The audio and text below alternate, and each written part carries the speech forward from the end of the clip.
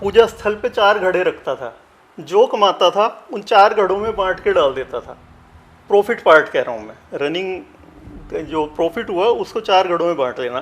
पहले घड़े में 70%, बाकी 3 घड़ों में 10-10% पर्सनल फिनांस की फर्स्ट स्टेप होता है इंश्योरेंस खरीदना। ठीक। ज़्यादातर लेडीज की जो प्राइमरी इन्वेस्टमेंट है वो सिर्फ और सिर्फ गोल्ड ज्वेलरी में है। 22 कैरेट कह के लेंगी, उन्हें नहीं पता कि वो 20 कैरेट है, 18 है, 16 कैरेट है। पहली इन्वेस्टमेंट किसी को अगर जो करनी है वो इंश्योरेंस में करनी चाहिए। क्रेडिट और लोन्स आजकल बहुत ज़्यादा प्रिवलेंस में है और बहुत सारे युवा स्पेशली इसका शिकार हो जाते हैं यस। और अपने आप को वो एक किस्म से तबाह कर लेते हैं।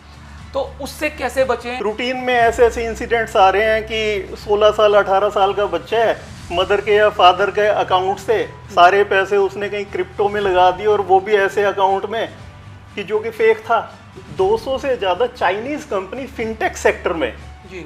विच were even not properly registered in India, okay. ऐसी कंपनीज को आरबीआई ने बैन किया है इंडिया में। कोविड जैसी समस्याएं कभी भी आ सकती हैं, तो आपके पास एक ऐसा फंड होना चाहिए, इमरजेंसी फंड होना चाहिए, आपातकालीन सुविधा के लिए ऐसा पैसा होना चाहिए जिसको आप अपने मुश्किल वक्त में इस्तेमाल कर सकें। सर, कोविड में जी गवर्नमेंट ऑफ इंडिया, जी। हमारे प्रधानमंत्री जी सिर्फ फूड की जो सपोर्ट नहीं देते ना, जी। हमारे यहाँ मेरे ख्याल से 10-15-20% लोग तो वैसे ही मर जाते हैं। वैसे। टाइम था हमें रिटायरमेंट फंड्स की जरूरत ही नहीं फील होती थी। किस लिए? जॉइंट फैमिली सिस्टम में भाई हैं, फैमिली है पूरी की पूरी, सब लोग इकट्ठे रह रहे हैं, एक एरिया में रह रहे हैं। इस तरह का। परंतु ये नेसेसिटी है अपने लिए रिटायरमेंट की प्लानिंग करना, नेग्लेक्टेड है। ये 95% से ज़्यादा लोगों के पास रिटायरमेंट प्रोविजनिंग नहीं है। तो रिटायरमेंट प्लानिंग आज से ही शुरू करनी है, इन्वेस्टमेंट्स के थ्रू हो सकती है, और साथ साथ दूसरी इन्वेस्टमेंट अपने बच्चों के संस्कारों में है। 20% महिलाएं ही सिर्फ ऐसी हैं जो अपने फाइनेंस को खुद मैनेज करती हैं। हमारे यहाँ लेडीज़ ना घर संभाल रही है ना, तो मुझे पर्सनली ये लगता है कि वो फिनांस में ना घर के मर्दों से बेटर हैं। दोस्तों, फाइनेंस किसी भी व्यक्ति या संस्था की लाइफ लाइन होता है। यदि वित्त कमजोर है तो कोई भी संस्था सर्वाइव नहीं कर सकती। हम सब जानते हैं कि हमारे शास्त्रों में भी धर्म, अर्थ, काम और मोक्ष, ये 4 पुरुषार्थ बताए गए हैं, और इन 4 पुरुषार्थों में अर्थ अपना एक अहम स्थान रखता है। वैसे तो अर्थ का अर्थ होता है किसी भी तरह की कामनाएं, किसी भी तरह की डिज़ायर, लेकिन हमारे यहाँ आजकल अर्थ का मतलब फाइनेंस से, वित्त से, पैसे से समझा जाता है, और हर व्यक्ति के जीवन के अंदर पर्सनल फाइनेंस एक बहुत इंपॉर्टेंट रोल प्ले करता है उसका जीवन अच्छा बनाने के लिए। तो दोस्तों, आज के बियॉन्ड बाउंड्रीज में आपका स्वागत है, और आज हमारे साथ जो विशेष मेहमान हैं उनका प्रोफाइल भी फाइनेंस से ही संबंधित है। हमारे साथ जो आज गेस्ट हैं उनका नाम है प्रोफेसर सुनील अग्रवाल। वो बहुत ही एक शानदार व्यक्तित्व के इंसान हैं। उन्होंने अपनी MBA विक्रम यूनिवर्सिटी उज्जैन से 1994 में पूरी की। उसके बाद उन्होंने LIC में डेवलपमेंट ऑफिसर के नाते काम किया। उसके बाद वो अलग अलग मैनेजमेंट के कॉलेज के अंदर प्रोफेसर रहे, हेड ऑफ डिपार्टमेंट रहे। उन्होंने अपनी इंडस्ट्री भी लगाई, और आजकल वो अपना ज़्यादा समय टेक्सटाइल की ट्रेडिंग में देते हैं और अपने फाइनेंस को मैनेज करते हैं, और मेरे जैसे लोगों के मेंटर भी हैं, उन्हें गाइड भी करते हैं, पर्सनल फाइनेंस समझाते भी हैं। सबसे पहले हम प्रोफेसर सुनील अग्रवाल जी का स्वागत करते हैं अपने इस बियॉन्ड बाउंड्री के एपिसोड में, और उनसे आज हम बहुत सारी बातें जानेंगे। मेरे भी बहुत सारे क्वेश्चंस उनके साथ हैं, और क्वेश्चंस मैंने आप जैसे लोगों से ही निकाले हैं, उनकी आपको बहुत आवश्यकता रहेगी। तो दोस्तों, पूरे एपिसोड में आप बने रहिएगा, क्योंकि आप आज वो चीज़ समझने वाली हैं जो हमारे जीवन की लाइफ लाइन है। तो चलिए चलते हैं प्रोफेसर अग्रवाल के साथ। प्रोफेसर अग्रवाल, आपका स्वागत है बियॉन्ड बाउंड्रीज के अंदर। तो सबसे पहले हम आपसे जानना चाहते हैं कि आपका इंटरेस्ट कैसे बना फाइनेंस के अंदर, पर्सनल फाइनेंस के अंदर, और ये यात्रा कैसे शुरू हुई? देखो, पर्सनल फिनांस बेसिकली क्या हुआ कि न्यूज़पेपर पढ़ने की आदत थी एक जी बचपन से। जी अब न्यूज़पेपर पढ़ते थे तो बिजनेस न्यूज़ में खास तौर से पढ़ता था। जी पॉलिटिकल न्यूज़, लोकल न्यूज़ और बिजनेस न्यूज़ जरूर पढ़ता था। जी और बिजनेस न्यूज़ में चाहे छोटी सी क्लिपिंग हो, 2-4 शेयर्स का नाम जरूर होता था। जी कुछ इंश्योरेंस का नाम के बारे में भी होता था, और चीज़ें थी, तो जानने की इच्छा होती थी। और धीरू भाई अंबानी जब मैं बड़ा हो रहा था तो उनका नाम लगातार बड़ा होता जा रहा था। पर्टिकुलरली 1984 मेरी उम्र मेरे ख्याल से 13 साल थी, लगभग 13 साल थी। जी। और उस टाइम पे अंबानी पे, धीरू भाई अंबानी पे आरोप लगे थे कुछ, एक टेक्सटाइल मशीनरी इंपोर्ट के, गुरु फिल्म बनी, वो देख के जी काफी जी कुछ जी, समझ आ बिल्कुल सकता है। बिल्कुल बिल्कुल। ठीक है, तो इंडिया टुडे में कवर पेज था, उसको देख के मैं काफ़ी इंस्पायर हुआ कि एक छोटा सा आदमी जो किसी भी लेवल पे नहीं था, एक प्राइमरी स्कूल टीचर का बेटा, और वो इस लेवल पे इंडस्ट्री में इंडिया टुडे के कवर पेज पे है, तो वो एक इंस्पिरेशन थी। और उसके बाद धीरे धीरे धीरे धीरे इंटरेस्ट बढ़ता गया। शेयर मार्केट में जाके थोड़ी सी जो स्टडी शुरू हुई वो 1992 में, स्टॉक मार्केट में इन्वेस्ट कैसे करें, एक छोटी सी, एक प्राइमरी सी बुक मिल गई मुझे कहीं पे। तो वो पढ़ने के बाद थोड़ा रेशियो एनालिसिस, फंडामेंटल एनालिसिस, उसके बारे में थोड़ी जानकारी हुई। तो वहाँ से मेरी जर्नी स्टार्ट हुई बेसिकली। जी। उस टाइम पे पैसे तो होते नहीं थे, बट मैं स्टडी करता रहा। होता क्या था कि उस बुक को पढ़ के, उस टाइम पे इंडिया टुडे, ये बिजनेस टुडे और बिजनेस इंडिया मैगजीन आती थी, 92 में बिजनेस टुडे शुरू हुई थी। तो हर साल उसमें BT 500, बिजनेस इंडिया 500, इंडिया की टॉप 500 कंपनीज का पूरी डिटेल आती थी, किसका क्या प्रॉफिटेबिलिटी है, क्या टर्नओवर है, वेरियस रेशियोज वगैरह वगैरह। तो मैंने एक छोटी सी एक्सरसाइज शुरू की उस बुक की एक एक्सरसाइज के नाते। मैं क्या करता था कि पैसे तो है नहीं, आई वॉज ए स्टूडेंट, कि अगर मुझे आज इन्वेस्ट करना है तो इन 500 कंपनी में से मैं कौन सी 5 या 10 कंपनी में आज इन्वेस्ट करूं। तो ये करके मैं आइडेंटिफाई करता था और उसको डायरी में नोट करके डेट के साथ लिख के डाल देता था कि हाँ अब देखते हैं क्या होता है। फिर उसको 6 महीने बाद या नेक्स्ट ईयर जब वो दोबारा से डाटा रिलीज होता था तो कंपेयर करता था, अब इनके स्टॉक्स के प्राइस क्या हैं, परफॉर्मेंस क्या है।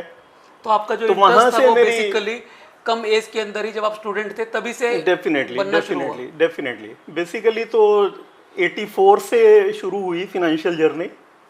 थोड़ी सी लर्निंग वहाँ से शुरू हुई। एक्टिव जर्नी जब मैं जॉब में आ गया 1996 में, अपनी सैलरी आने लगी, तो वहाँ से शुरू हुई। तो दोस्तों 13 साल की उम्र में ये जर्नी शुरू हुई और धीरे धीरे करके इंटरेस्ट बढ़ता चला गया और फिर इन्होंने फाइनेंस के अंदर बहुत कुछ अचीव किया और आजकल लोगों को गाइड भी करते हैं कैसे वो पर्सनल फाइनेंस के अंदर काम करें, किस तरह से अपनी जर्नी शुरू करें। प्रोफेसर अग्रवाल, एक स्टडी के अनुसार भारत के अंदर मात्र 24% लोग ऐसे हैं जो पर्सनल फाइनेंस को समझते हैं, कैसे इसके अंदर मूव करना है, कैसे अपने पैसे को इन्वेस्ट करना है, कैसे सेविंग करनी है। तो यानी 4 में से सिर्फ एक व्यक्ति ऐसा है जिसको इसके बारे में बारीकियां या जानकारी है।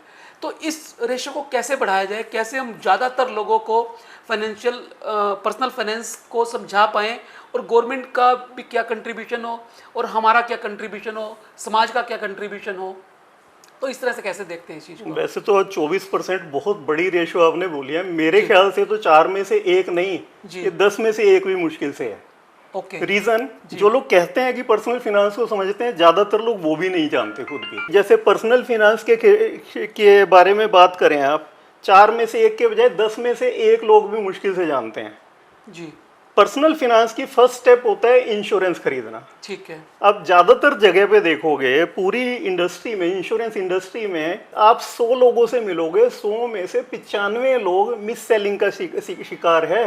उन्हें यही नहीं पता कि उनको खरीदना क्या चाहिए था, किस टाइप की पॉलिसी लेनी चाहिए थी, जो किसी एजेंट ने दिखा दिया, समझा दिया, अपने पर्सनल इंटरेस्ट से, सेल्फिश इंटरेस्ट की वजह से जो उसने सेल कर दिया वो उसने खरीद लिया। जी। मिस सेलिंग का शिकार है। ठीक है, तो वहाँ पे हमें पता लगता है कि ज़्यादातर लोग लिटरेट नहीं है, जो समझ रहे हैं कि हाँ यार हमें तो काफ़ी कुछ पता है, उन्हें खुद नहीं पता। शेयर मार्केट में देख लो, अगर हम ये कह रहे हैं कि 97% लोग लूज करते हैं, 90 to 97% लोग लूज करते हैं, तो मतलब कहीं ना कहीं वो गलती कर रहे हैं। जी। तो वो सोच रहे हैं कि हमें शेयर मार्केट के बारे में पता है, नहीं पता। इन्वेस्टमेंट के नाम पे ज़्यादातर लोग कहाँ इन्वेस्ट कर रहे हैं? लेडीज़ 50% हमारी पॉपुलेशन है।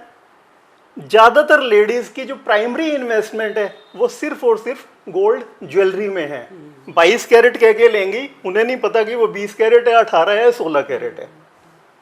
इसका मतलब वो इन्वेस्टमेंट नहीं है, वो शौक हो सकता है। ठीक है, तो फिनेंशियल इलिटरेसी दिखाती है। जी। फिर लोग प्रॉपर्टी में इन्वेस्ट करते हैं। प्रॉपर्टी इन्वेस्टमेंट बहुत ज़्यादा टेक्निकल है, बड़ी अमाउंट चाहिए। तो वहाँ पे भी लोग काफ़ी गलतियाँ करते हैं। तो बजाय 25% 24% लोगों के फाइनेंशियल लिटरेसी के, मुझे तो लगता है मुश्किल से 10% लोग भी राइट फाइनेंशियल डिसीजंस नहीं ले रहे। तो एक बहुत बड़ा बहुत तबका बड़ा गैप ऐसा है जो जिसको जानने की जरूरत है कि पर्सनल फाइनेंस क्या है, Yes. कैसे किया जाए। तो इसके Yes. लिए क्या आपको क्या लगता है, क्या सुझाव होने चाहिए ताकि ज़्यादातर लोग इस गैप के अंदर आ सके, ज़्यादातर लोगों को पता लग सके कि फाइनेंशियल लिटरेसी क्या है, फाइनेंशियल प्लानिंग क्या है। देखो सीधी सी बात है कि जो शुरुआत होती है ना, एक तो घर से होनी चाहिए, घर में फिनांस डिस्कस होना चाहिए। हमारी इंडियन मेंटेलिटी, कंजर्वेटिव मेंटेलिटी जो मेरे फोर फादर्स या मेरे फादर के टाइम पे रही, अब थोड़ा थोड़ा चेंज हो रहा है कि हम बच्चों से, इवन लेडीज से घर के फिनांसिस को डिस्कस नहीं करते थे। बट ट्रेंड थोड़ा सा पॉजिटिव है, अब थोड़ा सा डिस्कशन हो रही है। दूसरे जो सबसे बड़ी कमी है हमारी सोसाइटी में, हमारे स्कूल्स में पूरी लाइफ जो बच्चे ने करना है वो चीज़ इग्नोर हो रही है। फिनांस के बारे में, पर्सनल फिनांस के बारे में मैं तो कहता हूँ 6th स्टैंडर्ड से बात शुरू हो जानी चाहिए। और यहाँ पे लोग MBA करने के बाद भी पर्सनल फिनांस में इलिटरेट होते हैं। मैं बहुत सारे ऐसे MBAs अपने फ्रेंड्स को जानता हूँ, खुद ही नहीं पता, उन्हें खुद नहीं पता कैसे मेंटरशिप देंगे, कैसे वो गाइड करेंगे और लोगों को। इवन मैं फिनांस के स्पेशलिस्ट हैं, पर्सनल ये फिनांस में MBA हैं या और डिग्रीज हैं, फिनेंशियल फिनांस में डिग्रीज हैं, अपने फिनांस भी वो ढंग से मैनेज नहीं कर पा रहे। इस टाइप की सिचुएशन है। तो कहीं ना कहीं अवेयरनेस में भी गैप है, और ये जो अवेयरनेस ब्रिज करने के लिए हमें 6th स्टैंडर्ड से पर्सनल फिनांस इंट्रोड्यूस करना चाहिए। जैसे हम ये सोशल साइंसेस पढ़ाते हैं ना, तो economics is part of social sciences. तो सोशल साइंसेस का पार्ट पर्सनल फिनांस में एक पर्सनल फिनांस का भी चैप्टर होना चाहिए। तो वहां से शुरुआत होनी चाहिए, 6th स्टैंडर्ड से शुरू हो जानी चाहिए, और फिर वो लगातार चलती रहनी चाहिए, तो उससे फायदा होगा। अभी वो लैकिंग है, अभी वो लैक कर रहा है। सेविंग को लेके आप क्या कहना चाहेंगे? जैसे स्थिति फाइनेंशियल प्लानिंग के बारे में, फाइनेंशियल पर्सनल फाइनेंस के बारे में जानकारी लोगों को बहुत कम है। बिल्कुल ऐसी स्थिति लगभग भारत के अंदर सेविंग को लेके है। ज़्यादातर लोग सेविंग को प्रेफरेंस नहीं देते, करते नहीं है, उसका महत्व नहीं उनको पता। तो वो किस तरह से इंट्रोड्यूस कर सकते हैं और कहाँ से वो शुरुआत की जाए उसकी? देखो हमारी जो इंडियन सोसाइटी रही है ना जी, वो हमेशा से फ्यूचर ओरिएंटेड सिक्योर्ड रही थी। पहले जॉइंट फैमिली सिस्टम की वजह से, जॉइंट फैमिली सिस्टम थी तो बहुत सारे लोग होते थे, एक दूसरे को वो they were able to take care of, ठीक है, एक दूसरे का वो ध्यान रख लेते थे। पर बड़ी तेजी से जो जॉइंट फैमिली सिस्टम टूट के न्यूक्लियर फैमिली सिस्टम की तरफ जैसे जैसे हम बढ़े, तो फिनेंशियल सिक्योरिटी से इनसिक्योरिटी की तरफ हम चले गए। हमारे यहाँ पे पेंशन सिस्टम्स तो थे नहीं, बट जॉइंट फैमिली सिस्टम अपने आप में एक secured pension system, secured security थी, तो सोसाइटी को सोशल सिक्योरिटी वो देती थी, सोशल सिक्योरिटी प्रोवाइड करती थी, ठीक है। और हमारे सिस्टम उसी ढंग से बने हुए थे, जो भी खर्चे होते थे सब मिलके उठाते थे। किसी पे कोई मुसीबत है तो बाकी फैमिली मेंबर्स सारे के सारे मिलजुल के उस चीज़ को मैनेज कर लेते थे। जैसे जैसे हम न्यूक्लियर फैमिली सिस्टम की तरफ बढ़े, वहाँ जाके वो चेन टूट गई। अब न्यूक्लियर फैमिली सिस्टम है तो हमें हर किसी को अपने फ्यूचर को सिक्योर करना है, और फ्यूचर सिक्योर करने के लिए फिनेंशियल मैनेजमेंट का अहम रोल आ जाता है, वहाँ पे ये इम्पोर्टेंट हो जाती है, ठीक है। तो ट्रेडिशनली हमारी सेविंग ठीक ठाक रही है, ठीक है, बट जब जॉइंट फैमिली सिस्टम से हम न्यूक्लियर फैमिली सिस्टम की तरफ बढ़े, खर्चे प्रोपोर्शनेटली बढ़ते चले गए। अगर आप देखो आज से 25-30 साल पहले इंडिया की जो सेविंग रेट रहती थी ना जी, वो GDP का लगभग 35 से 40% के बीच रहती थी, कभी 35%, कभी 37%, इस टाइप की रहती थी।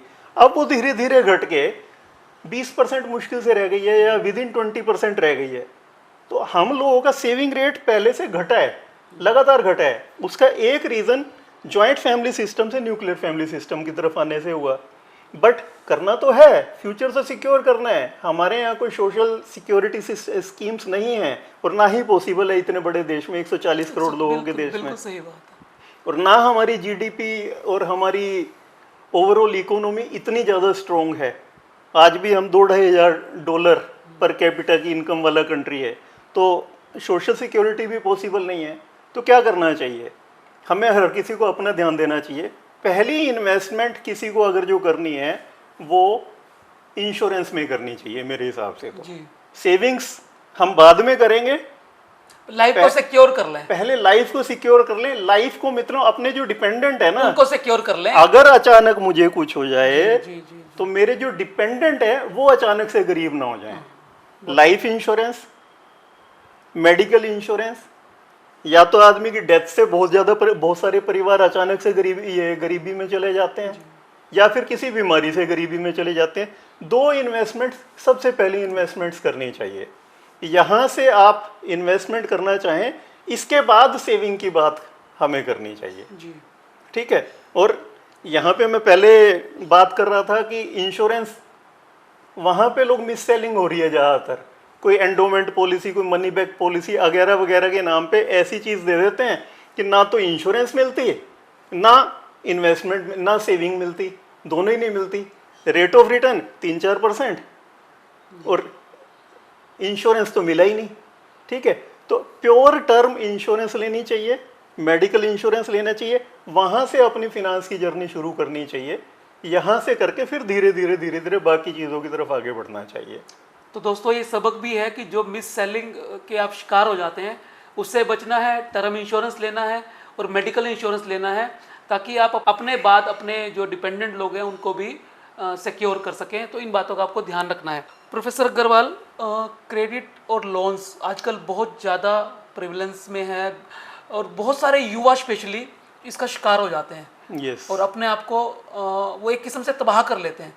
तो उससे कैसे बचें? और ये जो पूरा ये चक्रव्यूह है, जो विशियस साइकिल ट्रैप हो गया है सोसाइटी के अंदर, जो एक पूरा मतलब ये अमेरिका और यूरोप से पश्चिम से होते हुए आज भारत के अंदर भी ये आया है, इससे कैसे निकले युवा? देखो, जब बात आती है जी। यूथ मीन जोश, यूथ मीन एनर्जी। जी। ओके, जोश है, एनर्जी है, तो उसके अंदर एक इच्छा होती है, एक उमंग होती है कि मुझे जल्दी जल्दी फटाफट करना है, जल्दी जल्दी फटाफट। वो राहुल गांधी वाला टका टक, वही वाली एक टेंडेंसी यूथ के साथ रहती है। And that's a problem also, that's a opportunity also. अच्छा किस लिए है कि अगर उसको एनर्जी को कहीं पॉजिटिवली डायरेक्शन में लगा दें तो उस जोश से वो बहुत कुछ कर जाएगा। जी।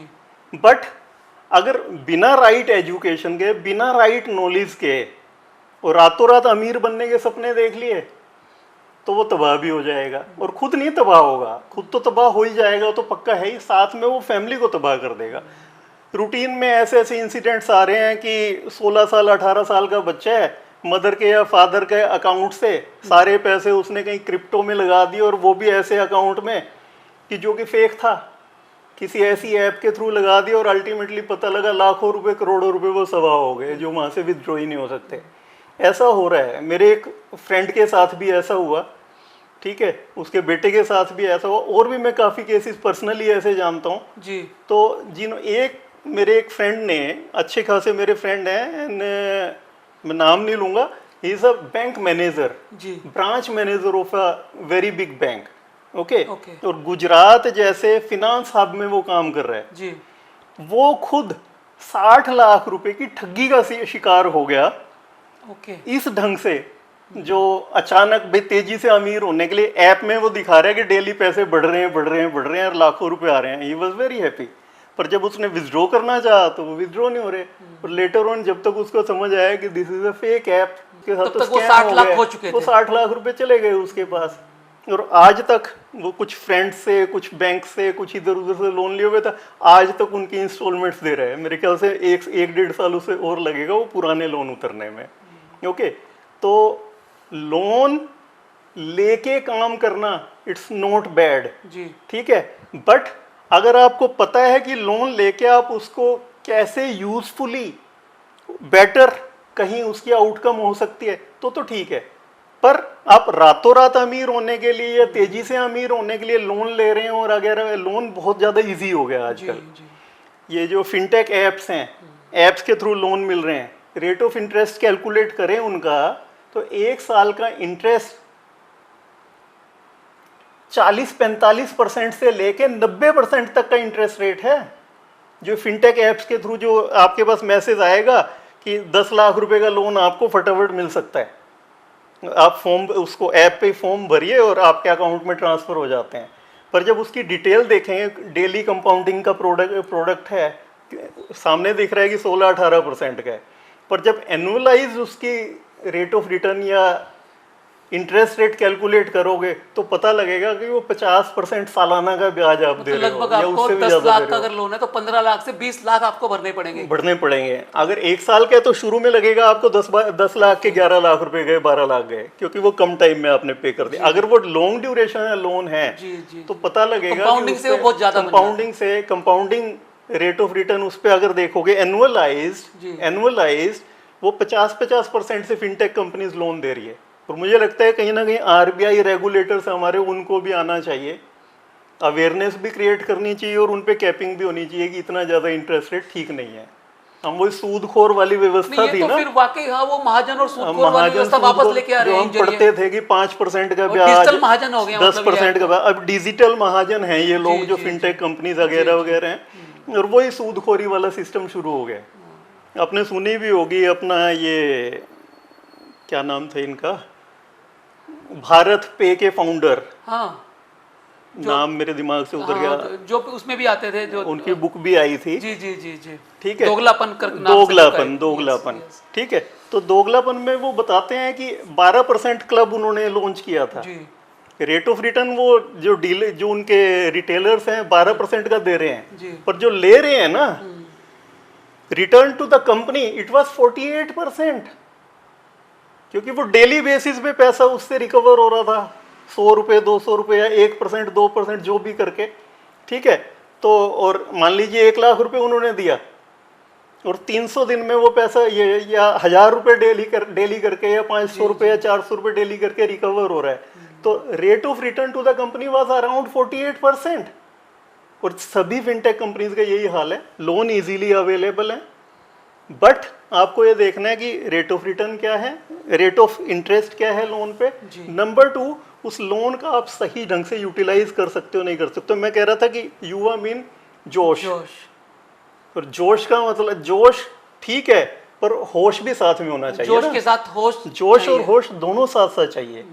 अगर होश गड़बड़ है, आपकी एजुकेशन प्रॉपर नहीं है, आपकी अवेयरनेस टेक्निकल स्किल्स नहीं है, लोन लेके तेजी से अमीर होने के लिए पैसे इन्वेस्ट मत कर लेना कहीं पे, क्योंकि तो फिनांस में 97% 95 से 97% लोग पैसा खोते हैं। बहुत कम लोग पैसा वास्तव में ग्रो कर पाते हैं, और ज़्यादातर लोग इन्वेस्टमेंट के नाम पे गलत इन्वेस्टमेंट भी कर रहे हैं। तो वो सब चीज़ें देख के हमें जोश और होश का कॉम्बिनेशन चाहिए, वो एजुकेशन से आएगा। तो दोस्तों टेक अवे मैसेज यही है कि युवा जोश के साथ होश रखें। इन फिनटेक कंपनियों में अगर आपने इनके जरिए लोन लेना है तो उनको बड़े माइन्यूटली स्टडी करें, और यहाँ से एक संदेश आप कह लें या फिर जो हमारी रेगुलेटरी अथॉरिटीज़ हैं उनको भी हम कहना चाहेंगे यहाँ से कि वो भी ध्यान रखें, क्योंकि पूरी उम्र की गाड़ी कमाई इन फिनटेक कंपनियों के चक्कर में, या फिर जो इंश्योरेंस की जो कंपनियां हैं, जो पहले हम बात कर रहे थे इंश्योरेंस की, वो अपना एक व्यक्ति पूरी जीवन की गाड़ी कमाई उनकी गलत पॉलिसी के चलते खो देता है, या इन फिनटेक कंपनियों के चक्कर में, जो प्रोफेसर अग्रवाल ने बताया कि ये वही पुराना जो महाजन कल्चर, जो सूदखोरी वाला कल्चर होता था, वो आजकल इन फिनटेक जरियों के जरिए वापस भारत के अंदर या पूरी दुनिया के अंदर आ रहा है। तो उससे हमें बचना है, समझदारी से सूझबूझ से काम लेना है। डॉक्टर मुकेश, यहाँ पे मैं एक बात और ऐड करता हूँ। अभी रिसेंटली आपने न्यूज़ सुनी होगी, 200 से ज़्यादा चाइनीज कंपनी फिनटेक सेक्टर में, which were even not properly registered in India, ऐसी कंपनीज को आरबीआई ने बैन किया है इंडिया में। तो ये अच्छा स्टेप है आरबीआई की तरफ से। ठीक तो है, इस तरह से तो 200 से ज़्यादा अगर विदेशी कंपनी विदाउट प्रॉपर रजिस्ट्रेशन और रेगुलेशन, या कई जगह पे ऐसा भी होता है कि उसका जो रजिस्टर जिसने किया, प्रोमोटर जो दिखाया, वो एरा गैरा किसी को भी दिखा दे, उसको बेचारे को खुद भी नहीं पता, और उसके नाम पे कोई और कंपनी रन कर रहा है। ऐसा भी हुआ है, और वो कंपनी के साथ फ्रॉडुलेंट एक्टिविटी, लोगों के साथ फ्रॉडुलेंट एक्टिविटी सोसाइटी में काफ़ी हो रही है, और बहुत सारे स्कैम्स हो रहे हैं। तो उन चीज़ों से भी अपने आप को बचा के रखना है। बहुत बहुत अच्छी बात प्रोफेसर अग्रवाल ने बताई कि हमें अवेयर रहना है। सबसे इम्पोर्टेंस जो आज के समय में है वो अवेयर रहने की है। जिस तरह से पूरी दुनिया तेज़ी के साथ आगे बढ़ रही है और इंटरनेट ने और डिजिटल दुनिया ने एक नई जोश लोगों के अंदर भरा है, तो उस जोश के साथ हमें होश भी संभाल के रखना है। प्रोफेसर अग्रवाल, कोविड के समय में हमने देखा कि जिन लोगों ने अपने इमरजेंसी फंड बनाए हुए थे वो तो काफ़ी ठीक रहे, लेकिन जिन लोगों ने अपने इमरजेंसी समय के लिए कोई ऐसी अचानक से विपत्ति आ जाए उसके लिए पैसा जोड़ा नहीं हुआ था या कोई इन्वेस्ट नहीं किया हुआ था, उन्हें बड़ी समस्याओं का सामना करना पड़ा। और भारत के अंदर ये स्थिति बहुत ही, बाकी दुनिया की अगर बात करें, मतलब बहुत अच्छी नहीं है। तो आप किस तरह से देखते हैं कि इमरजेंसी फंड क्या है और किस तरह से एक व्यक्ति को कितना पैसा इमरजेंसी फंड के अंदर उसको रखना चाहिए और उसको बनाने के लिए क्या तरीके हैं? आपने मेरे को जो पहला प्रश्न पूछा था ना कि फिनेंशियल जर्नी या फिनेंशियल नॉलेज की शुरुआत कहाँ से हुई, जी। वहाँ पे मुझे एक बात याद आ गई इमरजेंसी के नाम से। बचपन मैं, मेरे ख्याल से होऊंगा 6th या 7th स्टैंडर्ड में, ठीक है, अपने एक दोस्त के साथ अपने यहीं घरोंडा होम टाउन में ही अपने दोस्त के साथ उनके शॉप पे गए हुए थे। रैदर उसके दादाजी, मेरे दोस्त के दादाजी शॉप पे थे, ठीक है। तो वो जो फैमिली थी पाकिस्तान भारत के बंटवारे के टाइम पे पाकिस्तान से भारत में आए थे जी। ठीक है। तो उनसे मैंने वो इधर उधर उन्होंने मेरा परिचय पूछा, दादाजी ने तो थोड़ा सा खुल गए। तो मैंने उनसे एक प्रश्न पूछा, मैंने कहा दादाजी मेरे मन में एक प्रश्न है, मैं पूछना चाहता हूँ। उन्होंने कहा बताइए जी। मैंने कहा जी आप लोग जब पाकिस्तान से आए तो आपके पास कुछ नहीं था, खाली हाथ आए थे जी। और आज हमारी सोसाइटी में नॉर्थ इंडिया साउथ इंडिया कहीं भी चले जाएं, ऊपर के 5% देखोगे लोग, क्रीमी लेयर है, क्रीमी लेयर है ना। Yes, yes. तो आप उसमें लोगों आप ने आते हैं। उसमें आपने 50 60 70 75 सालों में अपना स्टेटस वो क्रिएट किया है, तो इसके पीछे राज क्या है। जी। तो उन्होंने मुझे एक बात बताई थी, उन्होंने कहा था कि हमारे बड़ों ने हमें एक बात सिखाई थी कि भैया जो आज कमाओगे उससे आज का खर्चा चलाने के बाद भी कुछ ना कुछ बचना चाहिए। अगर आपने आज 10 पैसे कमाए हैं तो घर का खर्चा 9 पैसे में चला लेना, 1 पैसा बचा लेना। कल पक्का नहीं है कि 10 पैसे की कमाई होगी नहीं होगी। बिल्कुल सही। ठीक है, इमरजेंसी यही कंसेप्ट है कि डेली कमाई होती रहेगी या अचानक कमाई होनी बंद हो जाएगी, तो उसका प्रोविज़न हमें करना होता है। कोई भी बड़ी कंपनी जो होती है ना, उसके पास अपने रिजर्व्स होते हैं, प्रोविजनिंग होती है फ्यूचर इमरजेंसीज के लिए। एक इंडिविजुअल को भी इमरजेंसी फंड बनाना जरूरी होता है। करना क्या चाहिए, एक स्टोरी और सुनाता हूँ। एक तो मैंने ये रेफरेंस बताया कि जो फिनेंशियल नॉलेज कहाँ से शुरुआत हुई जी। कि उन्होंने बताया कि कुछ ना कुछ बचाना है। जी। एक व्यापारी था, पूजा स्थल पे 4 घड़े रखता था, जो कमाता था उन 4 घड़ों में बांट के डाल देता था। प्रॉफिट पार्ट कह रहा हूँ मैं, रनिंग जो प्रॉफिट हुआ उसको 4 घड़ों में बांट लेना। पहले घड़े में 70%, बाकी 3 घड़ों में 10-10%। 4 घड़ों में डाल दिया, 70 10 10 10। पहला घड़ा उसने नाम रखा होता रोजमर्रा। रोजमर्रा का गुजारा 70% से मैंने करना है, ठीक है। दूसरा घड़ा इमरजेंसी जिसको बोलते हैं, अचानक से पहले घड़े में हाथ डाला, पैसे नहीं है तो मैं दूसरे घड़े में हाथ डालूंगा, अदरवाइज मैं दूसरे घड़े को नहीं छेड़ूंगा, ठीक है। भी जिस दिन काम नहीं मिला है, जिस दिन कमाई नहीं हुई और खर्चा तो उस दिन भी करना है जी। रोटी कपड़ा तो उस दिन भी चाहिए, तो उस दिन मैं दूसरे घड़े का सहारा लूंगा। तीसरा घड़ा भविष्य निधि, कुछ फ्यूचर प्लान्स होते हैं, बच्चों की शादी करनी है, बच्चों को सेट करना है, घर बनाना है, या जो भी फ्यूचर प्लान्स होते हैं उनकी फुलफिलमेंट के लिए। और चौथा घड़ा हमारे यहाँ एक और कंसेप्ट होता है, आत्मा के बाद भी परमात्मा होता है। मोक्ष की प्राप्ति आत्मा और के लिए। परमात्मा ना, तो इस जीवन के बाद भी आगे जीवन है, तो हम परोपकार, उसकी यात्रा है वो। सामाजिक, समाज के प्रति जिम्मेवारी हमारी है, तो उस चीज़ को ध्यान में रख के भी हम लोगों को काम करना है। दान धर्म जो होता है, तीर्थ यात्राएं होती हैं। पुराने समय में सेठ की उपाधि या ये किसी व्यक्ति को अमीर तभी माना जाता था जब कोई धर्मशाला बनवाता था, प्याऊ लगवाता था, या कोई लोगों की भलाई के लिए काम करता रहता मतलब था। इहलोक के साथ साथ परलोक का भी ध्यान परलोक रखना। के भी। हमारे यहाँ अग्रवाल फैमिलीज में ना बही खातों में एक दशांश का प्रिंसिपल होता था। जी। दशांश मीन 10वां हिस्सा, कि हम हमारे हर खातों में, अब तो वो टेंडेंसीज धीरे धीरे खत्म होती जा रही हैं। पहले क्या होता था, बही खाते में एक खाता परमात्मा के नाम का डला होता था, ठीक है।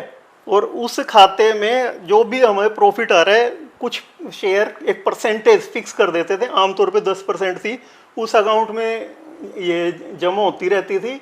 कोई भी ये सोसाइटी में कोई प्रोग्राम कोई है, कुछ सामाजिक भी है, धार्मिक तो काम करना, तो उसमें वो करते पैसा रहते यूज थे, हो जाता था। ठीक है।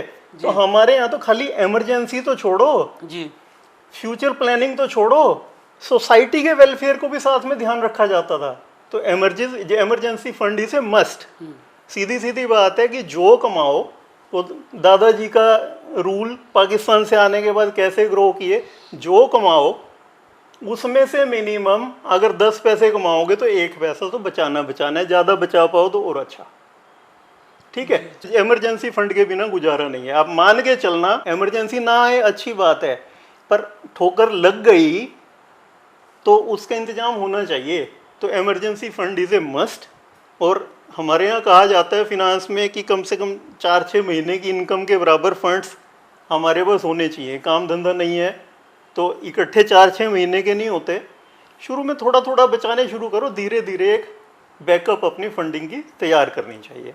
दोस्तों, टेक अवे यही है कि आप इमरजेंसी फंड जरूर बनाएं, क्योंकि जीवन के सफ़र में पता नहीं लगता कि कब समस्या आ जाए। कोविड जैसी समस्याएं कभी भी आ सकती हैं, तो आपके पास एक ऐसा फंड होना चाहिए, इमरजेंसी फंड होना चाहिए, आपातकालीन सुविधा के लिए ऐसा पैसा होना चाहिए जिसको आप अपने मुश्किल वक्त में इस्तेमाल कर सकें। अभी आपने कोविड की बात की, अगर कोविड में जी गवर्नमेंट ऑफ इंडिया, जी। हमारे प्रधानमंत्री जी सिर्फ फूड की जो सपोर्ट नहीं देते ना, जी। हमारे यहाँ मेरे ख्याल से 10-15-20% लोग तो वैसे ही मर जाते हैं। वैसे ही मर जाता है, ये बिल्कुल। रीजन कि उनके पास अपने खाने के लिए पैसा भी नहीं बचा था, और किसी के पास पैसे बचे हुए तो खाना अवेलेबल नहीं था। जो गोडाउन्स में पड़ा था उन्हें गोडाउन खोले कि बांटो पब्लिक में, तो बहुत सारे लोग उससे बचे। तो गवर्नमेंट भी हमारी इनडायरेक्टली एक फिनेंशियल प्लानिंग करती है, और इमरजेंसी में उन्होंने अपने सारे फंड्स खोल दिए पब्लिक के लिए। तो वो हमारे गवर्नमेंट के लेवल पर था, पर पर्सनल लेवल पे हम क्या कर रहे हैं वो भी इम्पोर्टेंट हो जाता एक है। अच्छी सरकार की पहचान यही होती है कि वो अपना जो रिजर्व फंड है वो इमरजेंसी के दौरान वो लोगों के लिए खोल देती है। प्रोफेसर अग्रवाल, एक पुरानी कहावत है कि सभी अंडों को एक ही टोकरी में नहीं रखना चाहिए। तो इसी तरह से जब हम इन्वेस्टमेंट की बात करते हैं तो हमारे पास बहुत सारे विकल्प होते हैं। म्यूचुअल फंड में जाएं, स्टॉक्स में जाएं, रियल स्टेट में जाएं, गोल्ड में जाएं, या इस तरह के अन्य और विकल्प। तो आप क्या सजेशन देंगे कि इसकी प्लानिंग किस तरह से करनी चाहिए?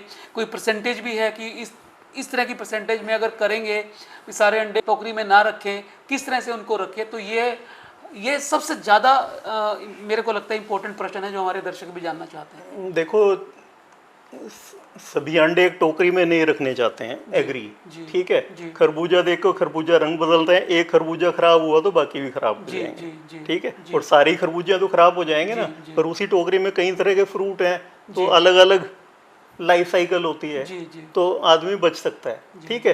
परंतु कोई फिक्स परसेंटेज नहीं हो सकती, वो एक इंडिविजुअल के प्रोफाइल पे डिपेंड करता है, एक इंडिविजुअल की साइकोलॉजी पे डिपेंड करता है जी, और एक इंडिविजुअल के रिस्क प्रोफाइल जो हम बोलते हैं उस पर डिपेंड करता है। अब मैं बहुत एग्रेसिव हूँ जी, परंतु मेरा एक फिक्स फंड है, मैंने लगभग 35% ऑफ माय फंड्स, जी, मैंने आज की रेट में पर्सनली क्या किया हुआ है, लगभग 35-40% मेरे फंड्स हैं वो काफ़ी सिक्योर्ड ढंग से रखे हुए हैं। मैंने वो 2-3 हिस्सों में बांट के, वो डिपॉजिट की फॉर्म में है जी, और उस पर मुझे अच्छा खासा इंटरेस्ट भी मिलता है, लगभग 12% साल का, जो 1% महीना कह लो, जी, इतना मैं इंटरेस्ट लेता हूँ। तो 35-40% मेरे फंड्स हैं। जैसे मेरे बच्चे हैं वो एजुकेशन ले रहे हैं, उनकी फ़ी भी जानी है, परंतु इसके अलावा जो मेरे फंड्स हैं वो बाकी एग्रेसिव फंड हैं।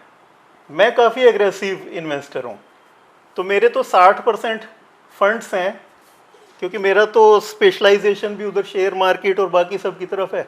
60% फंड्स वहाँ जाते हैं, वहाँ से मुझे अच्छी खासी इनकम भी मैं रेज करता हूँ जी, परंतु जो बाकी का 40% फंड जो मेरा सिक्योर्ड इन्वेस्टमेंट्स हैं जो रिस्क बेरिंग नहीं है, फिक्स्ड इनकम मुझे आनी है, पर मेरे पास वो बैकअप है।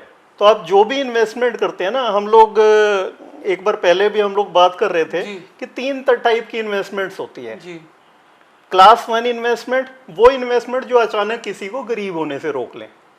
ठीक है, अचानक कोई किसी की डेथ हो जाए, मेरी डेथ हो जाए, तो मेरे माई फैमिली शुड नॉट सफ़र, उनका तो कोई दोष नहीं है ना। बिल्कुल सही बात। ठीक है, अचानक मैं बीमार हो जाऊं, बहुत ज़्यादा बीमार हो जाऊं, बहुत ज़्यादा खर्चे हो जाएं, तो ये ना हो कि सारी फैमिली पे जो भी वेल्थ है वो सब डिस्ट्रॉय हो जाए, वो मेडिकल एक्सपेंडिचर में चली जाए और फैमिली गरीब हो जाए, बच्चों की एजुकेशन के भी लाले पड़ जाएं, खाने के भी लालच पड़ जाएं। ऐसा नहीं होना चाहिए।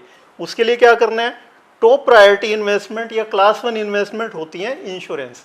लाइफ इंश्योरेंस खरीदो, पर्टिकुलरली टर्म इंश्योरेंस खरीदो। ये money back plan, endowment plan, बचो इनसे, यूलिप वगैरह से बचो। जी जी इन इंश्योरेंस मीन इंश्योरेंस। जी दिल की बीमारी है, दिल के डॉक्टर के पास जाओ, किसी और के पास नहीं जाना। Insurance mean term insurance, life insurance mean term insurance. Medical insurance लो। ये 2 इंश्योरेंस लेने के बाद सेकंड पार्ट आता है कि हमें एक ऐसी इन्वेस्टमेंट पोर्टफोलियो क्रिएट करना है, जो सेकंड प्रायोरिटी, ऐसा इन्वेस्टमेंट पोर्टफोलियो क्रिएट करना है जो रिस्की ना हो। जी मैंने भी जो एक 30-35% अपने फंड्स जब मेरे लग गए, शुरुआत में 30-35% नहीं थे, शुरुआत में बैलेंस से कुछ शेयर मार्केट में जा रहे हैं, कुछ फिक्स इन्वेस्टमेंट्स में जा रहे हैं, नॉन रिस्क बेरिंग इन्वेस्टमेंट्स में जा रहे हैं, दोनों का कॉम्बिनेशन में धीरे धीरे धीरे धीरे कॉर्पस क्रिएट किया।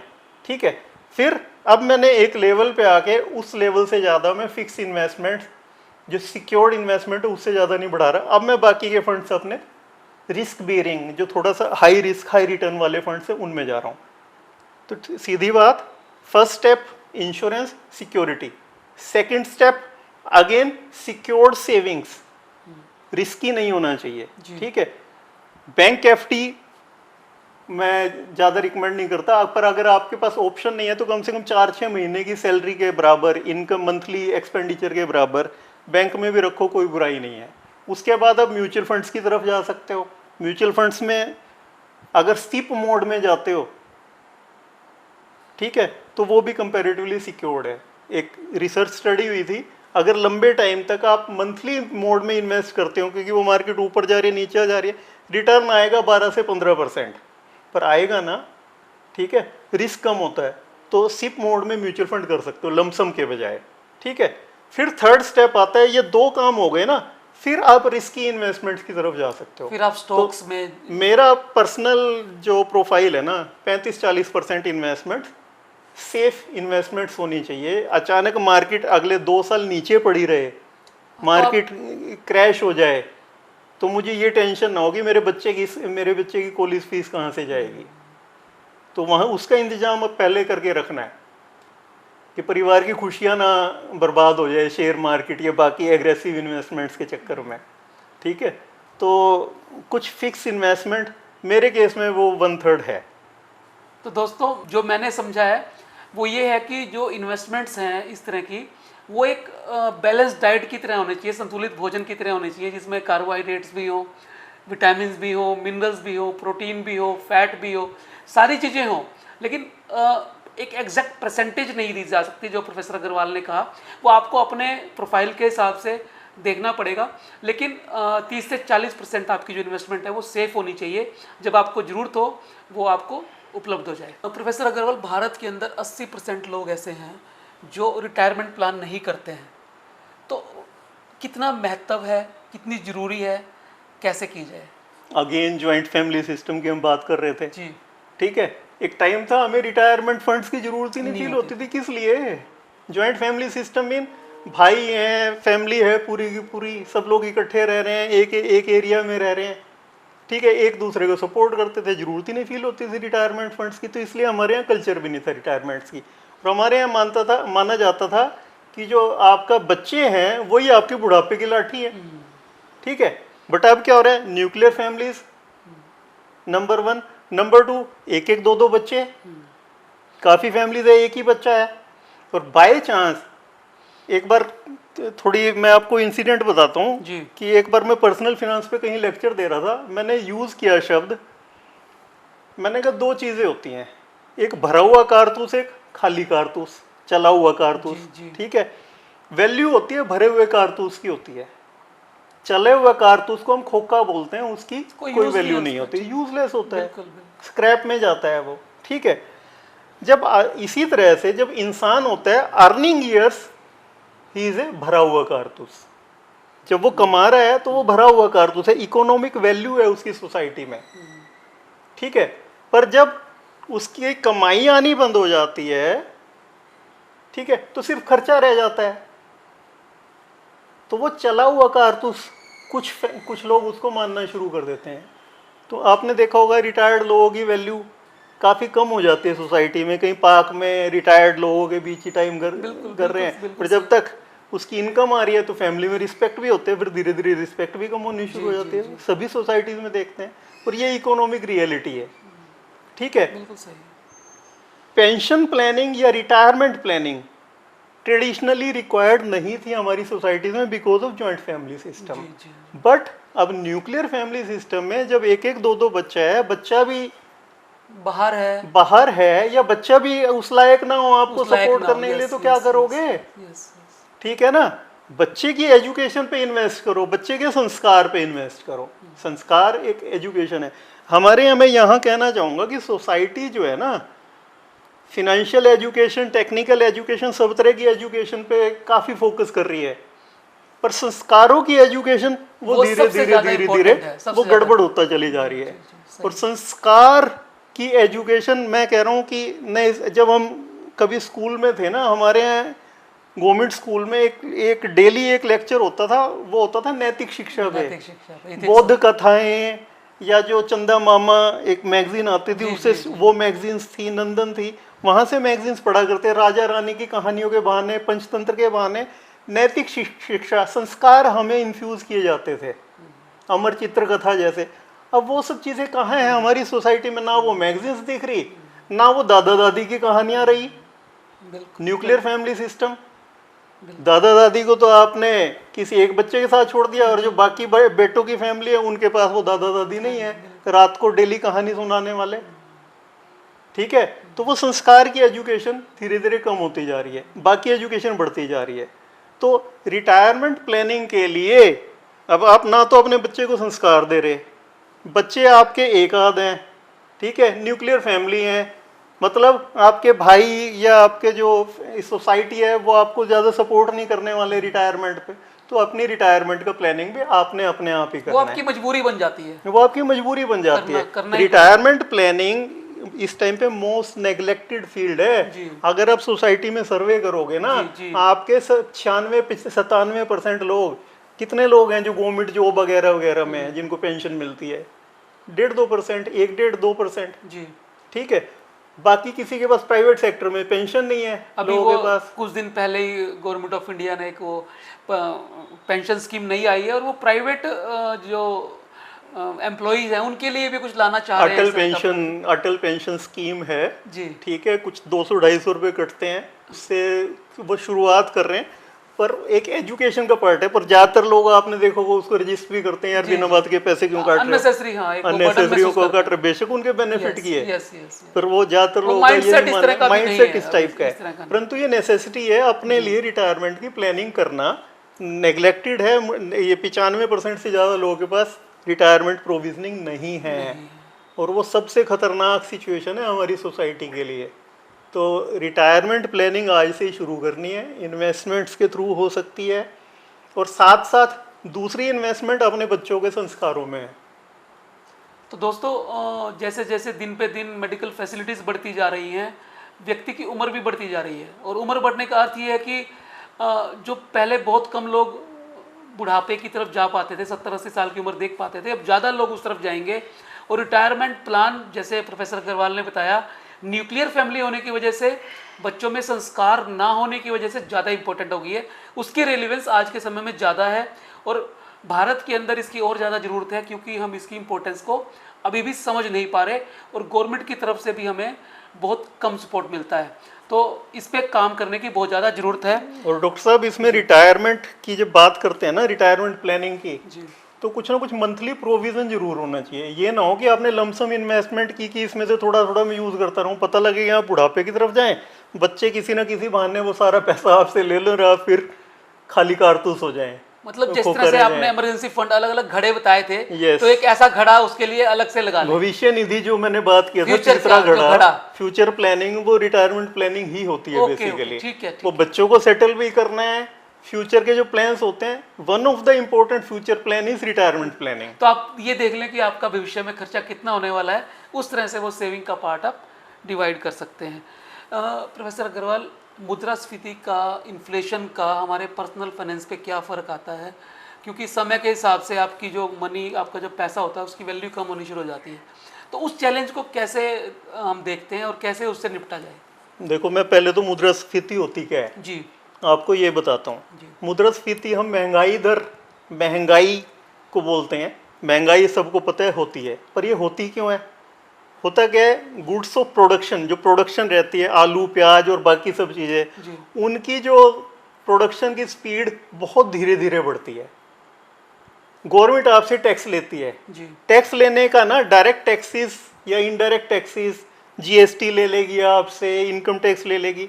कितना ले सकते हैं? आप लोग शोर भी मचाने वाले हैं, हम लोग बिल्कुल, शोर भी बिल्कुल। मचाने वाले हैं। और ज़्यादा भारत में टैक्स, देने ज़्यादा वाले भी टैक्स बहुत कम लोग हैं, देने वाले टैक्स बहुत कम। कलेक्शन उतनी हो नहीं पाती जितनी चाहिए डायरेक्ट होती। टैक्स देने वाले कम हैं, पर इनडायरेक्ट जो जीएसटी वगैरह के थ्रू तो हर कोई देता ही है ना। हर कोई देता है, ठीक है, जी। पहले जैसे टैक्स चोरी होती थी, अब उतनी नहीं होती, जी कंपैरेटिवली कम होती है। फिर भी हमारे देश को ग्रोथ के लिए जो टैक्स रेट चाहिए अभी भी नहीं है। जी तो पूरे वर्ल्ड में गवर्नमेंट एक और तरीके से टैक्स लेती है जो ज़्यादातर लोगों को नहीं पता।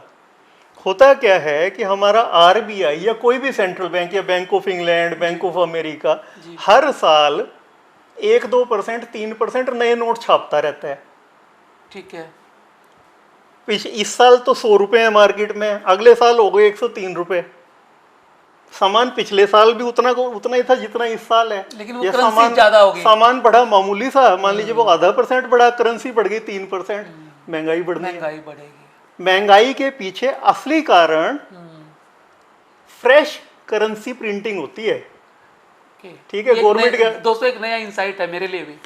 तो गवर्नमेंट क्या करती है, बॉन्ड्स जब ये इशू करती रहती है, जी ठीक है, और उनसे पैसे निकालती रहती है, या नए फिर जब वापस करने होते हैं, बॉन्ड्स को भुनाना होता है, तो नए नोट प्रिंट करके बैंकों को दे देती है। जी ठीक है, तो ब्याज के साथ देती रहती है, तो इस तरह से महंगाई बढ़ती महंगाई रहती बढ़ है। जाती है। तो महंगाई तो बढ़नी ही है, इसको आप मान के चलो। तो आपका सीधी सी बात है कि अगर महंगाई दर 7% या 6 या 5% बोला जा रहा है ना आपको, आप मान के चलना कि महंगाई दर 5 नहीं है, 7-8 है। 2 से वो 3 क्यों? ऐड कर लो आप उसके अंदर। 2-3 उसमें ऐड कर लो। रीज़न, एक होलसेल प्राइस इंडेक्स जी या रिटेल प्राइस इंडेक्स, मान लीजिए जो भी इंडेक्सेस बनाए, इंडिसेस बने हुए हैं, जी उसमें वो महंगाई का सूचकांक दिखा रहे हैं। उसमें क्या होता है कि बहुत सारी चीज़ों से एवरेज है। इलेक्ट्रॉनिक्स मान लीजिए चीज़ें सस्ती हो रही हैं, उसमें तो वो भी हैं। कपड़े का रेट, ये महंगाई नहीं बढ़ रही, ज़्यादा नहीं बढ़ रही, उसमें वो भी हैं। पर फूड इन्फ्लेशन बहुत ज़्यादा है, मेडिकल इन्फ्लेशन ज़्यादा है। जो चीज़ें आप ज़्यादा यूज़ करते हो वो उस महंगाई के सूचकांक में 20% है। जो 20% चीज़ें आपके यूज़ में, वो 80% है। 80% चीज़ें जो यूज़ करते हो वो आपके मुद्रा ये महंगाई सूचकांक में वो 20% है। ठीक है ना? तो वास्तव में फूड की महंगाई दर ज़्यादा है, मेडिकल की महंगाई दर ज़्यादा है, एजुकेशन की महंगाई दर ज़्यादा है, जो हमारी रूटीन जो यूज रूटीन में की चीज़ें हैं, रोजमर्रा में जो चीजें यूज होने वाली हैं, मेंटेनेंस की महंगाई दर ज़्यादा है, ठीक है। कंस्ट्रक्शन की महंगाई दर, जमीन की महंगाई दर ज़्यादा है। और ये सब चीज़ें में ये महंगाई सूचकांक में पूरी तरह से रिफ्लेक्टेड नहीं है। तो महंगाई दर अगर आपको कोई कह रहा है या गवर्नमेंट कह रही है कि 5% है, तो मानना वो 8-9% है। तो आपने शो क्या, नहीं हो रही, इस वजह से वो 2-3 आप एक्स्ट्रा मान के चलिए। क्योंकि आपको बताया नहीं जा रहा, जानबूझ बताया के नहीं तो बहुत जा रहा। सारी चीज़ें नहीं बताई जाती। जी जी जी और वो अपनी जगह ठीक है, उनको भी देश चलाना है, तो वो बिल्कुल ठीक है अपनी जगह। परंतु अब इसका काउंटर करने के लिए क्या करें? पर्सनल फिनांस में आपने जो इन्वेस्टमेंट करनी है, कोशिश करो कि जो महंगाई दर है ना जी, उससे ज़्यादा आपका रेट ऑफ रिटर्न होना चाहिए। तभी वो और वो काउंटर हो मुश्किल पाएगी, नहीं और है, कोई तरीका नहीं है। कोई और तरीका नहीं है। अगर महंगाई दर, रियल इन्फ्लेशन रेट अगर वो 8% है और आपने 5 या 6% में बैंक को पैसा दे दिया अपना, तो आप हर साल 2-3-4% का लॉस जो कर रहे हो। आपका इस साल 100 रुपए है, उसकी अगले साल वैल्यू जो होगी वो 96, 96, 97 या 98 रुपए होगी। जी। तो आप गरीब हो रहे हो, अमीर नहीं हो रहे। आप सोच रहे हो मेरे को ब्याज मिल गया हर साल, मेरे तो पैसे 100 के 106 हो गए। बिल्कुल। नहीं भाई, उस 106 की वैल्यू आज की डेट में 98 है, ठीक, पिछले साल जिसकी वैल्यू 100 रुपए थी। तो वास्तव में आप गरीब हो रहे हो। तो गरीब होने से बचने का तरीका क्या है कि आप अपना इन्वेस्टमेंट, अगर 8, ये गवर्नमेंट कह रही है 5% महंगाई दर है, आप मानो 8% है, अगर आप समझ रहे हो 8% है, तो आपने मिनिमम 10% का रेट ऑफ रिटर्न आपके पैसे पे आनी चाहिए। आपके पैसे की वैल्यू 110 रुपये होनी चाहिए, महंगाई लग के हो गई वो 108, तो भी पैसे दो रुपए आपको बच 2 रुपये जाएंगे, एक्स्ट्रा additional आपको आ बच गए। जाएंगे। तो महंगाई से बचने का एक ही तरीका है कि आपका रेट ऑफ रिटर्न थोड़ा सा एक्स्ट्रा होना चाहिए। उसके लिए एजुकेशन फिर से काम आएगी। पर्सनल फिनांस की जो नॉलेज है, फिनेंशियल अवेयरनेस है, वहाँ पे वो काम आएगी।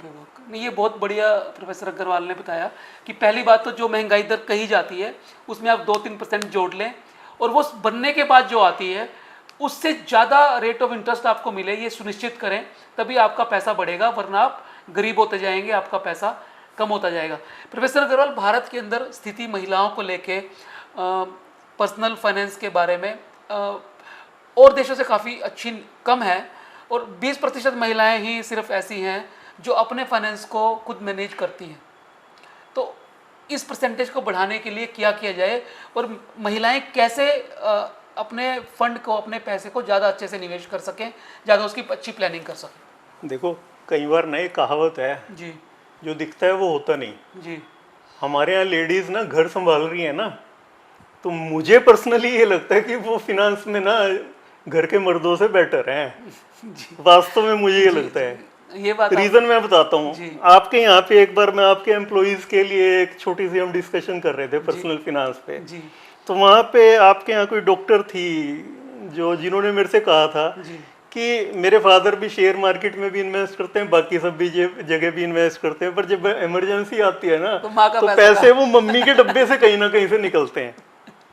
जी। ठीक है। सही। तो है क्या कि हमारे यहाँ लेडीज ज़्यादातर लेडीज आज भी घर का काम संभाल रही हैं। तो उसका मतलब ये नहीं है कि फिनेंशियली अवेयर नहीं है।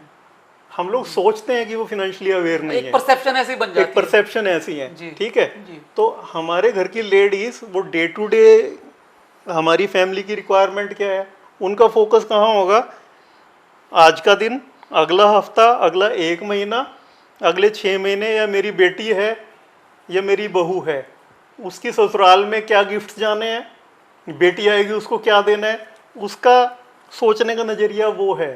तो अकॉर्डिंगली उसका फिनांस मैनेजमेंट वहीं होता है, उसी डायरेक्शन में होता है। ये बात ठीक है।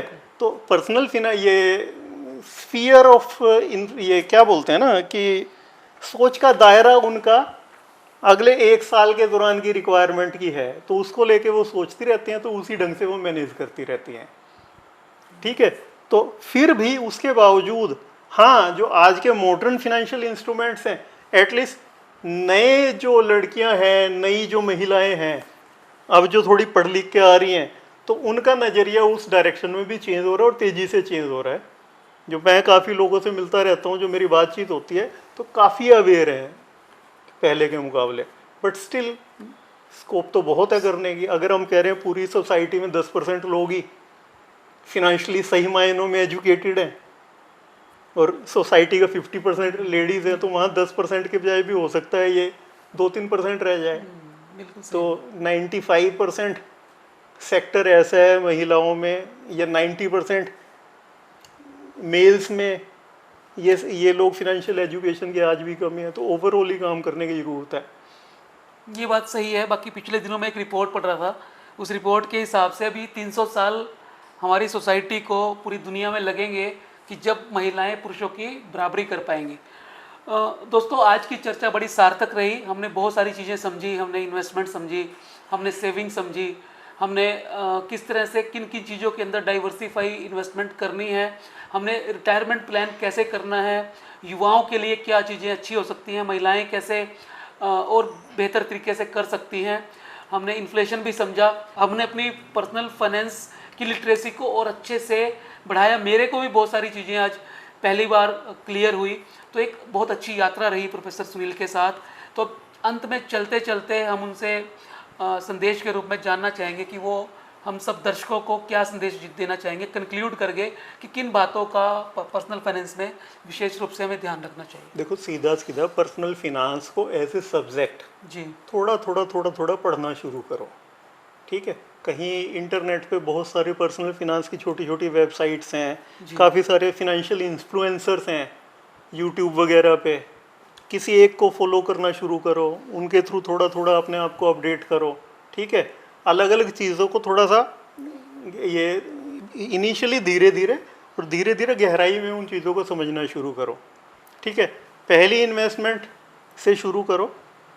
जी पहली इन्वेस्टमेंट खुद को अचानक गरीब होने से बचाना। टर्म इंश्योरेंस लो, टर्म इंश्योरेंस लो, endowment insurance, money back insurance. मैं LIC में काम किया मैंने 11-12 साल। जी ठीक है, और इंश्योरेंस बेचा है। मैं खुल के कह रहा हूँ कि दैट्स अ फ्रॉड बेसिकली। वो किसी को अमीर नहीं बनाता, या तो एजेंट को या ये इंश्योरेंस कंपनी को अमीर बनाता है, और किसी को गरीब होने से रोकता नहीं। टर्म इंश्योरेंस या ये क्या बोलते हैं एंडोमेंट या मनी बैक इंश्योरेंस, वो किसी को गरीब होने से नहीं रोकता। यूलिप किसी को गरीब होने से नहीं रोकता। इंश्योरेंस की रिक्वायर्ड 1 करोड़ रुपए की, आप उसको दे रहे हो 5 लाख रुपए की पॉलिसी। 5 लाख रुपए का इंश्योरेंस, उसकी इंश्योरेंस की रिक्वायरमेंट पूरी हुई नहीं, आपने उसको दिलासा दे दी कि यार तेरी तो इन्वेस्टमेंट करा दी मैंने, ना उसकी इन्वेस्टमेंट हुई ना उसका इंश्योरेंस हुआ। ठीक है, मैसेज ये है कि इंस्ट्रूमेंट्स को समझो। जी एजुकेशन धीरे धीरे धीरे धीरे पर्सनल फिनांस की थोड़ी थोड़ी एजुकेशन लेना शुरू करो। शुरुआत करो सबसे पहले टर्म इंश्योरेंस खरीदो, कोई और लाइफ इंश्योरेंस मत खरीदना। मेडिकल इंश्योरेंस खरीदो। ठीक है, उसके बाद बाकी चीज़ों की तरफ धीरे धीरे बढ़ना शुरू करो। रातों रात कोई चीज़ अमीर नहीं बनाती। अपनी स्ट्रेटजी जो भी रखो, mentality medium to long term की तरफ चलो। अगले महीने में 2 महीने में पैसे कभी भी डबल नहीं हुआ करते। अगर गलती से डबल हो गए, जी मैं गलती शब्द जानबूझ के यूज़ कर रहा हूँ, गलती से डबल हो गए तो उससे अगले साइकिल में वो दोबारा रिवर्स हो जाएंगे, रिवर्स नहीं, जो आपका मूल था उसको वो भी भी लेके चला जाएंगे। जाएगा। ओके, आज वो 100 के 200 हो गए, तो अगला जब मतलब मौका आएगा ना 200 के 0 होने इसको हैं एक वो। लॉटरी की तरह से समझें, हाँ, वो लॉटरी में चांस फैक्टर होता है। वो जुआ की ठीक तरह है? से समझें इसको। जुआ है सर, जुआ है। जो कॉइन फ्लिप करते हैं ना हम जी लोग, जी हेड या टेल, ये वही है, या तो डबल या खत्म। या खत्म।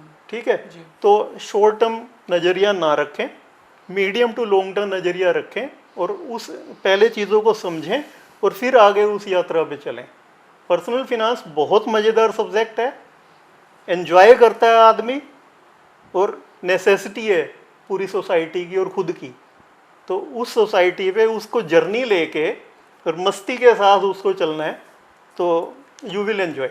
दोस्तों, बेंजामिन फ्रैंकलिन ने कहा था, investment in knowledge page the best interest. और सारी की सारी इस चर्चा का निचोड़ यही है कि आपको ज्ञान लेना है, आपको ज्ञानी बनना है। थोड़ी थोड़ी नॉलेज आप लेते रहें इन्वेस्टमेंट की। आजकल इंटरनेट पे सब चीज़ खुली पड़ी हुई है, लेकिन आप सही सोर्स से जानकारी लें।